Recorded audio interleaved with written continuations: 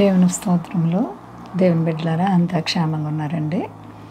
దేవతి దేవుని యొక్క మహాకృప చేత పగటికి పగలు రాత్రికి రాత్రి మనల్ని కాసి కాపాడుచున్న దేవునికి వేలాది కోట్లాది స్తోత్రాలు. ఏమిచ్చిన ఆయన రుణం మనం తీర్చుకోలేము. చాలా గొప్ప దేవుడండి.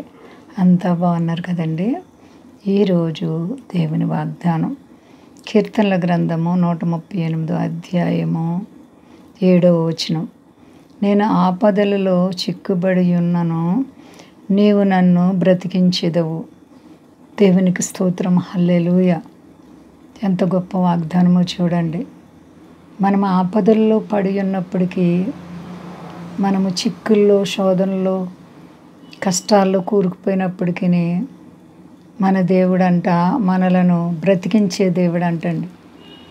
ఎంత ప్రేమగల దేవుడో చూడండి. మనము చిక్కుల్లో నుంచి బయటకు రావడానికి మన వల్ల కాదు, కానీ దేవుని ప్రేమ మనకు తోడుగుంటే ప్రతి విధమైనటువంటి చిక్కుల్లో నుంచి శోధనలో నుంచి ప్రభువారు విడిపిస్తానంటున్నారు. ఇంకా భయం ఎందుకు ప్రియ సహోదరి సహోదరా?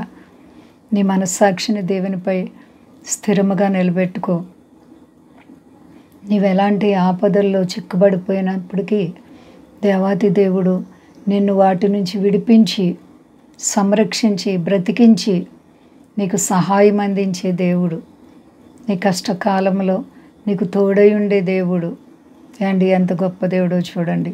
ఇశ్రాయేలు ప్రజలు అనేక మార్లు చిక్కుల్లో పడిపోయినప్పుడు, ఆపదల్లో పడిపోయినప్పుడు దేవాతి దేవుడు ఇశ్రాయేలు ప్రజలందరినీ కూడా విడిపించి వారిని బ్రతికించారు.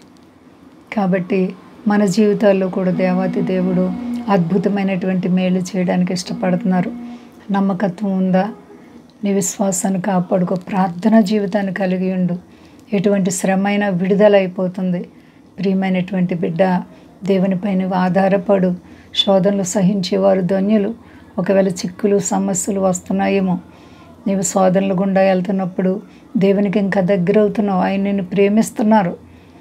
కాబట్టి దేవాతి దేవునికి లోబడదాం.